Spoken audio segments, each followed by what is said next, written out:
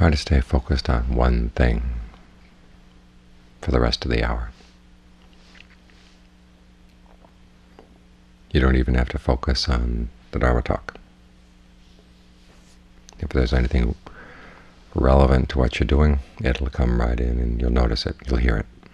If it's not relevant to what you're doing, it's a distraction. So let it go.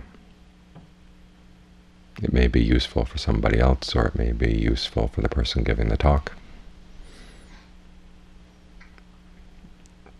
But you don't have to focus your attention outside. Just keep it on the sensation of the breath.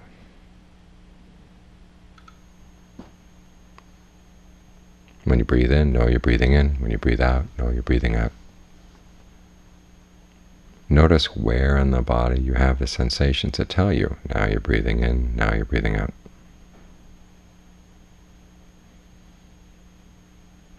And notice how those sensations feel. Do they stay comfortable all the way through the in-breath, all the way through the out? If there's some stress or strain at the end of the in-breath or the end of the out, it's a sign that the breath is too long. So allow it to be a little bit shorter.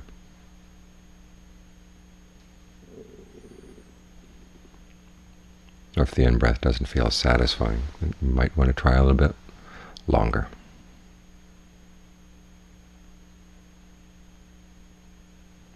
See how the rhythm of the breath affects your sense of the body.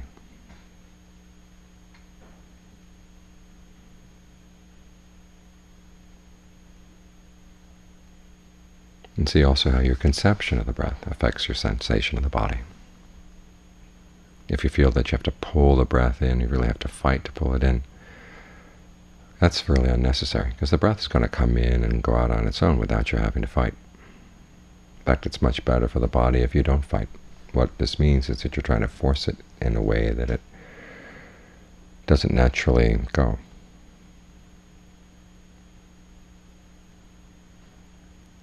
So just tell yourself, whichever direction the breath is going to come in and out of the body, wherever it's going to come in and out of the body, let it do its own thing.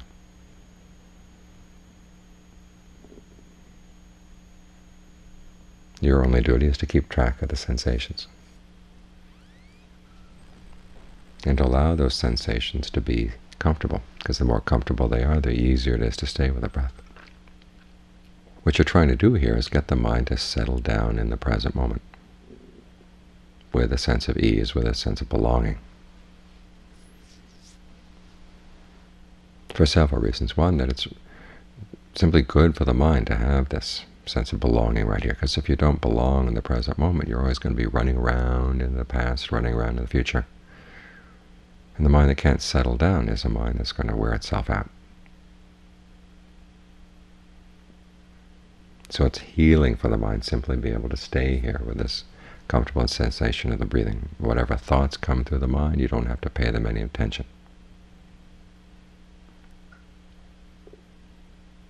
Your only duty is to stay right here and allow this process of being with a sensation of comfortable breathing to heal both the body and the mind.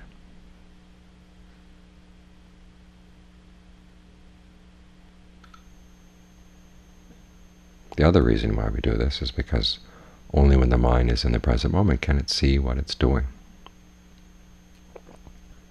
We spend most of our day looking at our thoughts, or getting into our thoughts, but we very rarely look at the process of how a thought forms, because that's the only way you're going to get around unskillful thinking, any kind of thinking that creates suffering, is to look at the process. And you see how jerry-rigged the whole thing is, how arbitrary it is. All the make-believe that the mind does, the messages it sends back and forth saying, well, make-believe this is this and that's that, and all of a sudden you've got a thought of some other place.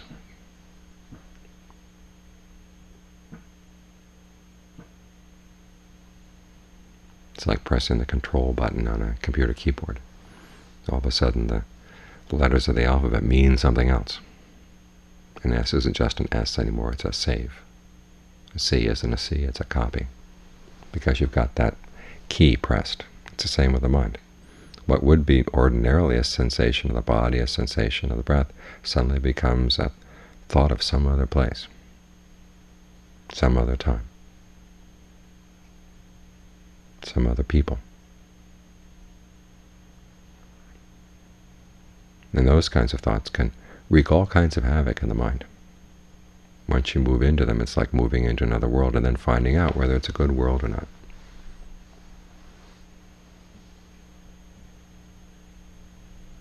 And a lot of times it's too late. Once you're there, then you're in there, and then you're stuck, and it can get very entangling. So this is how you unentangle yourself from the worlds of the mind, is by watching the process by which those worlds are created. And when you see the process, you give those thoughts a lot less credence. You begin to be able to use them simply when they're useful and to drop them when they're not. I mean, after all, if something is going to be useless or actually harmful, why create it? The reason we create is because we don't realize we're creating it. It seems to just be there. Pops up in the mind of its own accord. Because the process of creation is an underground process. It's out of sight, and therefore it's out of our awareness. What we're doing as we meditate to bring the mind into the present moment is to put it in a position where it can see the processes of thought creation.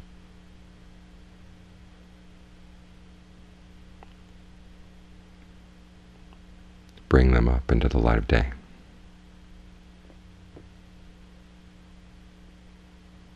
So even though it may seem simple, this process of just staying with the breath, coming back to the breath when the mind wanders off, trying to be as sensitive as possible to the whole breath in and the whole breath out, without there being any gaps.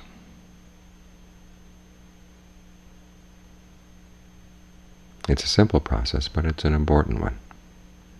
It's a really basic skill for the survival of the mind. For the survival of the well-being of the mind.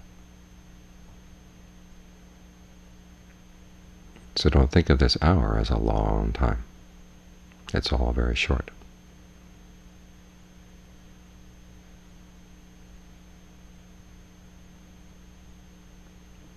And try to make use of the whole hour to heal the mind.